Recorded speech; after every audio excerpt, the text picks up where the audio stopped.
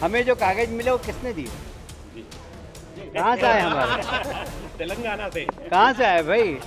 SIR के बहाने और अलग अलग हथकंडे अपनाकर वोट चोरी तक जो मामला सीमित था, आज वो सीट चोरी एसआईआर के बाद ही शुरू हो गई।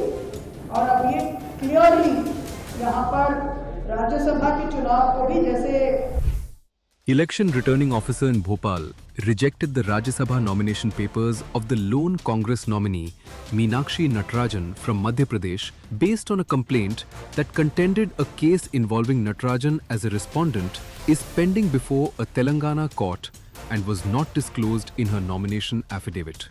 Cabinet Minister Rakesh Singh confirmed that the paperwork was fundamentally flawed. He said, उनके फॉर्म में गंभीर त्रुटियां थी। जानबूझकर तेलंगाना में दर्ज मामले को छुपाया गया था और इस आधार पर उनका मामला रिटर्निंग ऑफिसर ने उनके फॉर्म को निरस्त किया और इस तरह से अब हम ये मान सकते हैं कि सत्य और सच्चाई की जीत हुई है। CM Mohan Yadav dismissed the opposition's allegations against the state administration, stating, "It seems Congress itself, out of fear of losing, made errors in the form. Many within Congress were eyeing that seat." अपने प्रत्याशी का नाम निर्देशन पत्र में शपथ पत्र के साथ, जबकि वो प्रकरण उनके संज्ञान में भी था और प्रकरण के उस होने की जानकारी आज जब चुनाव अधिकारी ने बहस में उनके सामने रखी तब भी उनने एक्सेप्ट किया, तो ये इसका मतलब है कि जान करके आपने निर्वाचन अधिकारी को भ्रम में रखा था। मुझे तो लगता कांग्रेस को हार का डर था कि उनके जहाज में 75 लोगों का जहाज और 18 लोगों को लेकर बेंगलोर गया है। इसका मतलब है कि उनके साथ उनके चुने हुए विधायक नहीं थे, तो जान करके उन्होंने एक षड्यंत्र किया। यह षड्यंत्र उसी प्रकार का है जैसे पूर्ववर्ती लोकसभा के कार्यकाल में भी चुनाव के समय उनका इंदौर का प्रत्याशी मैदान छोड़ गया था। तो जान करते हार से बचने के जो हथकंडे कांग्रेस अपना रही है, मुझे लगता है कांग्रेस को आत्मविश्लेषण करना चाहिए। State Minister Kailash Vijayvargiya claimed internal Congress factions may have triggered the setback. हमें जो कागज मिले वो किसने दिए? कहाँ से आए हमारे? तेलंगाना से। कहाँ से आए भाई? और इसलिए कांग्रेस की क्या स्थिति आप समझ सकते हैं। मतलब हमारे पास तेलंगाना का कागज आ रहा है, तेलंगाना में सरकार इनकी है, सरकार इनकी है, तो आप समझ सकते हैं आप कि हमें कांग्रेस के ही लोगों ने जानकारी दी होगी, हमारे पास तो कोई जानकारी थी नहीं। तो कांग्रेस की ये स्थिति है, ये भले बेंगलोर ले जाएं या लंदन ले जाएं। Natarajan strongly countered the decision, calling it an undemocratic deployment of power.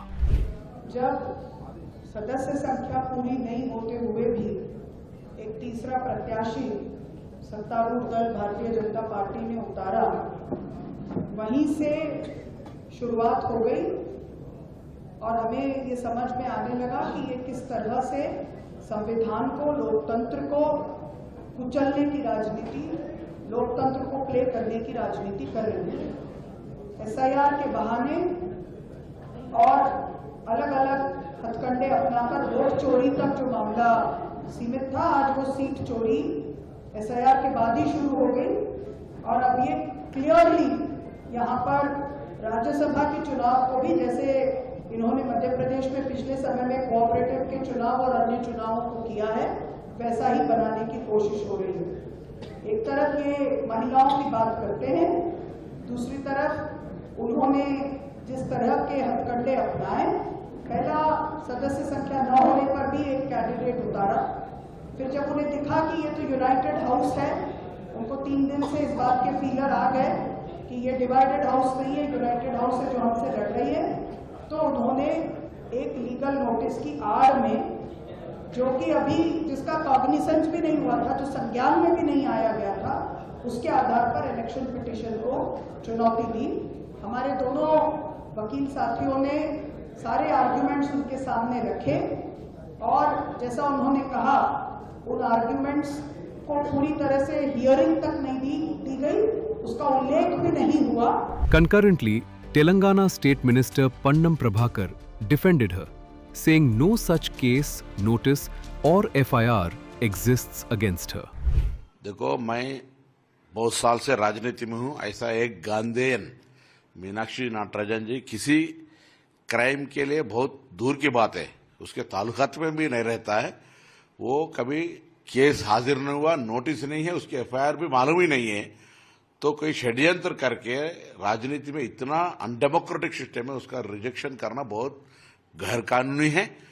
हम तेलंगाना कांग्रेस के तरफ से, तेलंगाना सरकार के तरफ से बीजेपी का जो षड्यंत्र था, राजनीतिक दौरा किया है, वो बहुत गलत है। यहाँ कोई केस ऐसा, इसके ऊपर कोई केस भी नहीं है। वो लोग जो बता के इलेक्शन कमीशन को जो रिजेक्ट किया, नाइंसाफी है। पूरा देश के लोग आज बीजेपी का तरीका देख रहे हैं, जब वेस्ट बंगाल भी हो, बाहर स्टेटों में कैसा वो राजनीति का तोड़ फोड़ कर रहे। ऐसा गांधीयन मीनाक्षी नटराजन के ऊपर भी और डेमोक्रेसी के ऊपर भी यह हमला है।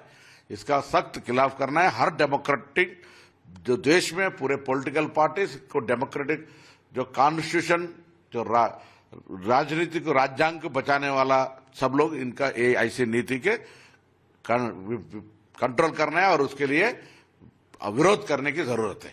Following the developments, a top-tier Congress delegation, including Jairam Ramesh and KC Venugopal, met the Election Commission in New Delhi late last night to formally challenge the order.